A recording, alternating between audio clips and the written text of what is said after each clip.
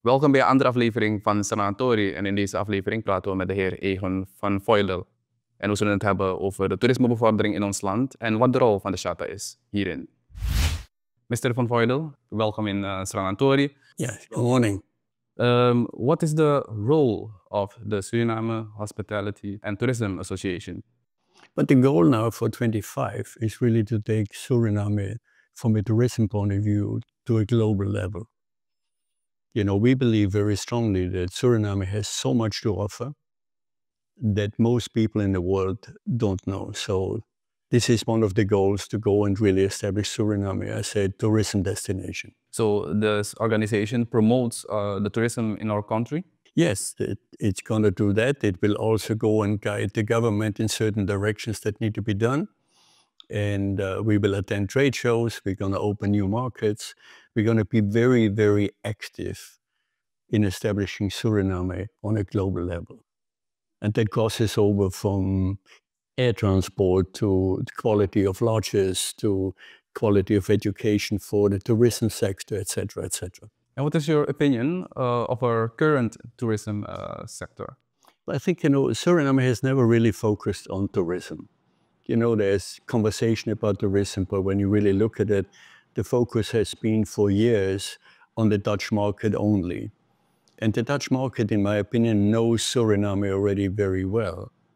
But there's the German market, there's the Italian market, there's for sure the American market, and the US market is one of the markets I want to focus a lot on. It's the closest to our country and has huge potential. Yeah, and how can we make this shift? Well, it's just, you know, have to go and do it, right? I mean, what I see, and, you know, in my conversation, that everybody focuses on the Dutch market. You go to 4 trade shows, as an example, in Holland. Well, you don't have to go to 4 trade shows in Holland. You go to 1 trade show in Holland, you go to 1 in Germany, you go to 1 or 2 in the US, and you might explore even further markets like China and Japan. Because of bird watching, these are 2 countries that are very, very, very active when it comes to bird watching. And Suriname has all that. I mean, Suriname has it all. It just needs to be used properly. What policy do you think our government should implement to, in your opinion, to make the shift or to take our tourism sector to a next level? But look at it, I mean, Chata is a private sector, right? We are not public, we are not involved with the government. So as a private sector, we have the freedom to go and guide in whatever direction is required and needed to get tourism to where tourism actually should be. Yeah, and what does the potential that you see in our Suriname tourism sector? I think there's huge potential. You know, I mean, I spend a lot of time inland. I visit lodges, I visit villages. So I know what the country has to offer, but we don't utilize it enough. So we're going to go and open that market to a very large global market, and that will benefit everybody, right? Because tourism, from arrival at the airport to the hotel, to the restaurant, to the taxi driver, everybody benefits if you develop tourism in the right way. You said you've visited villages in Suriname. What villages have you visited? Oh God, you know, I worked with Conservation International. I was on the board of Conservation International, and we would go inland all the time. So if you ask me what is the name of the village, I'm not that good when it comes to that language, but I visited many Indian villages. I visited many Maroon villages. You know, I've been to Balimeu, I've been to Anala, I've been to Tempate, I've been to most of the lodges to see what they have to offer. And I think the potential is very, very strong. And we also had some vloggers coming to our country, to the inland, and they made some, they claimed to make some new findings, new animals. Do you think we as Suriname people, we have to promote these things more so that other people, other countries can see those? Yes, for sure. I think, you know, when I look at Suriname, like from a cultural point of view, you know, for me to see all the multicultural dances, the singing, there's incredible, incredible, wonderful culture in this country. But we have never really explored that culture on a global level either. So I want to go and have an annual cultural festival. I want to have an annual culinary festival.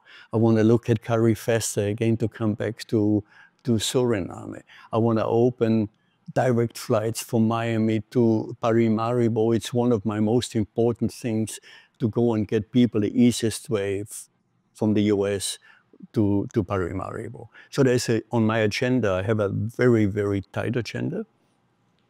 But I also have a very, very strong board, right? I have now, my board is a 9-member board.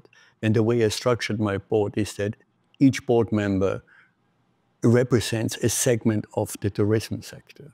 So I have tourism marketing, I have the airport authority, I have food service and restaurants, I have ground transportation, I have resorts and car rental. So I have a very, very strong brain power on my board, and together we will make it happen. I don't have any doubts. And what other sectors do you think can influence our tourism sector positively? But you know what, look, I mean, you start with taking the country to a new market. Now, if people then see the value the way you present it, either by a trade show or by advertising, social media, etc., they arrive in Paramaribo. So the first impression they have is the airport. So we have to look at the airport and say, is the arrival experience what an international tourist would expect? Yes, no. Then we're going to take ground transportation. Now they're going to go and take ground transportation to the hotel. Is the ground transportation, is the taxi up to the quality that an international tourist would expect? They come to the hotel, is the hotel up to that? They go to a restaurant, and so on. So it filters all the way down. So other thing is that we expect our oil revenue in 2028. What influence do you think this can have on our tourism sector? I think, you know, it has positive and negative. Logically, when you talk about oil exploration from an from an ecosystem point of view, it has a negative connotation. So we have to go and see that we can go and correct that a bit. But it's a different market, right? The oil and gas market is a corporate market, but it will generate a lot of traffic between the US, particularly in Suriname again. And so we have to really see how do we go and work together. And my plan is to work very close with Stazzoli as an example, and seeing how do we go jointly present Suriname to a global market from a tourism point of view. But how can we use those oil revenues for our tourism sector to flourish? You know what, when these people work on the oil rig, they do come back in and spend a day or two in the country before they fly out to their home or going back to the rig. So during that period, they could go and take a dolphin tour as an example, or they could go into an aula for a weekend and so on. So we can benefit from them. And we will work together with the various oil companies. And I already had meetings with various oil companies to establish what their protocols are and so on. So I think it can work out quite well. And you've talked a little bit of our Surinamese culinary. What are the dishes that you like? Maybe you can describe it if you don't know the name. You know, I'm a chef by trade, right? So I'm very particular when it comes to food. Do I eat once or twice a week palmy? Yes, because I love it, right? But we're gonna take Surinamese food, but we take it also to the next level. Because you can take palmy, you can take different Surinamese dishes like palm, and you do something with palm, and you make it an awesome palm, not only from a taste point of view, but presentation point of view and so on.